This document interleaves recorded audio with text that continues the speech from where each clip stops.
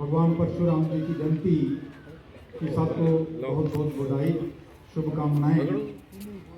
आप सभी जानते हैं, हम सभी जानते हैं, इतिहास में भी आता है कि भगवान परशुराम जी का जन्म त्रेता युग में वैशाख महीने के अक्षय तृतीया के दिन जो है वो हुआ था। वो एक ब्राह्मण परिवार में उन्होंने जन्म लिया। उनके पिताजी ऋषि जमदग्नि और पत्नी रेणुका के घर में उनका जन्म हुआ और इनको भगवान शिव और भगवान विष्णु के छठे अवतार के रूप में भी जो है वो माना जाता है। संयुक्त अवतार इनको माना जाता है। तो ये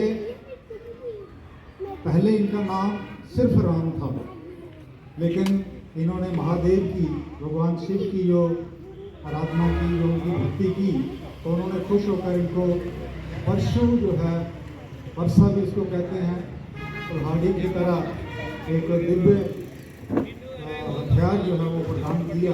उसके बाद इनका नाम जो है वो परशुराम हो गया।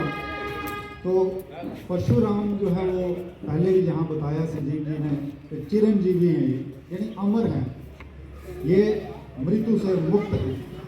और इनका जन्म जो इतिहास बताता है कि मानव जाति के उद्धार के लिए ही जो है इनका जन्म हुआ था। और पौराणिक कथाओं के अनुसार जो हम पढ़ते हैं, सुनते हैं कि ये अपने पिता के बहुत ही आज्ञाकारी पुत्र थे और किसी कारणवश पिताजी ने इनको आदेश दिया कि अपनी माँ का वध कर दो। तो इन्होंने उनसे 3 वरदान, 3 वचन मांगे और अपनी माँ का वध जो है कर दिया और फिर उन्हीं वचनों के कारण अपनी माँ को जिंदा भी कर लिया।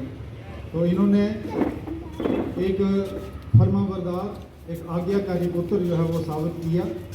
और आज इन्हीं की जयंती पूरे देश की तरह, पूरे विश्व की तरह रियासी में भी एक सादा समारोह करके जो है मनाई जा रही है।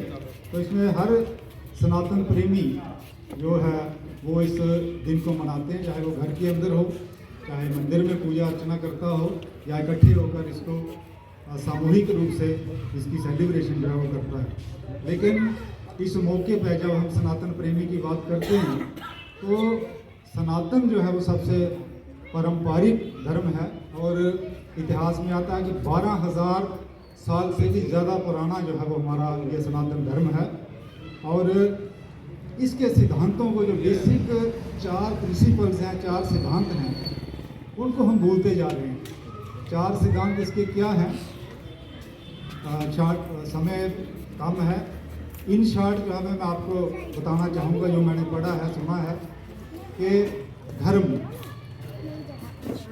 अर्थ, काम और मोक्ष, तो 4 बेसिक जो है वो इसको हम सनातनी तो बड़ा कहते हैं, लेकिन मेरे ख्याल में पूछा जाए तो 4 बेसिक प्रिंसिपल, जो बेसिक सिद्धांत हैं, जो असूल हैं, उनको भी हम नहीं जानते हैं।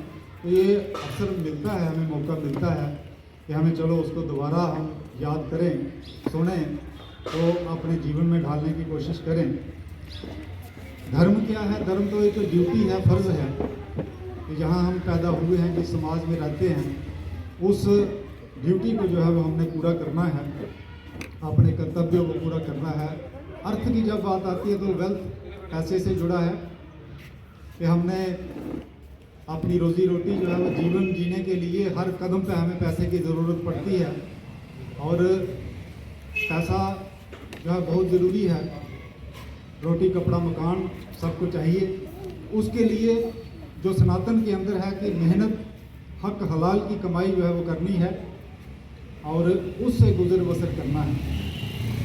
और गुजर बसर करते हुए अपने साथ साथ अपने पड़ोसियों को और जो कमज़ोर वर्ग है उनकी भी मदद करनी है, जिन्हें बांट के खाना है। फिर आता है हमारी कामनाएं, काम जो होता है, हमारी इच्छाएं, डिमांड्स, तो वो कलयुग के अंदर तो बहुत ज़्यादा बढ़ चुकी हैं। उनके ऊपर काबू पाना है कि मिनिमम, कम से कम, क्योंकि ये ज़िंदगी तो बहुत थोड़ी है, 60, 70, 80 या ज़्यादा से ज़्यादा 100 साल तक है। और हम प्लानिंग करते हैं हज़ारों सालों की। जब कहते हैं कि सतयुग था, उस वक्त इंसान की उम्र 1 लाख साल थी। फिर त्रेता युग में वो घटकर 10,000 साल हो गई। फिर द्वापर युग में वो उम्र जो है 1,000 साल तक हो गई और कल युग में 100 साल तक है। तो उस वक्त जो है सतयुग में लोग झोंपड़ी बनाकर रहते थे। वो ये कहते थे कि लाख साल तो उम्र है, तो हमने ये संसार छोड़ देना है, हमने मोक्ष प्राप्त करना है। आज 100 साल हमारी लिमिट है और प्लानिंग जो है हम लाखों सालों की करते हैं। तो ये डिमांड्स, हमारी डिज़ायर जो है वो उस पर हमें काबू पाना है। ये बेसिक प्रिंसिपल है सनातन धर्म का। और उसके बाद लास्ट जो चौथा है मोक्ष। हमारा जन्म जो है वो मोक्ष प्राप्त करने के लिए, यानी free from the cycle of birth and rebirth. जो बार बार हम जन्म लेते हैं, बार बार मरते हैं कर्मों के कारण, जो गीता में भगवान कृष्ण ने जिसका जिक्र किया है, बड़े अच्छे तरीके से जो है पूरी दुनिया को अपना संदेश दिया है कि हम उस साइकिल को ख़त्म करने के लिए अपने कर्मों की वजह से आए हैं, लेकिन हम यहाँ आकर और ज़्यादा उलझ जाते हैं। तो इसलिए ये जो 4 बेसिक प्रिंसिपल हैं, इनका भी हमें जो है वो मनन करना चाहिए और ये बार बार जो है वो करना चाहिए। लेकिन